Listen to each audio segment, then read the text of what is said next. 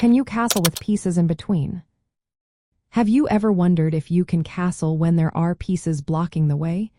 This is a common question for those just starting to learn chess. Let's break it down. Castling is a special move that involves the king and a rook. However, there are specific rules that must be followed for this move to be legal. First, both the king and the rook involved in castling must not have moved earlier in the game. If either piece has already moved, you cannot castle with that piece. This is an important rule to remember as you play. Next, let's talk about the path. For castling to happen, all squares between the king and the rook must be completely empty. This means no pieces, whether they belong to you or your opponent, can be in those squares. If there is even one piece in the way, you cannot castle.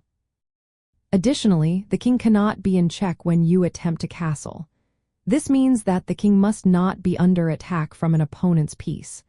Also, the king cannot move through or land on a square that is controlled by an opponent's piece.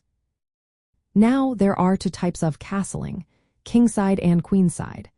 Kingside castling is usually quicker because there are typically fewer pieces to move out of the way. You usually only need to move a knight and a bishop.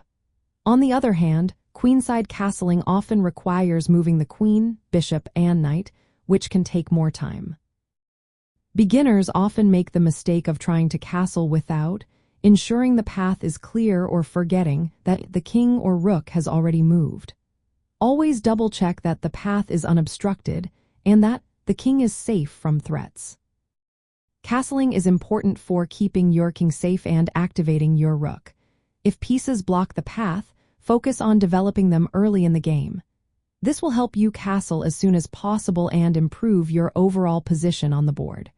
Remember, if there is a piece sitting between your king and rook, you need to move it first.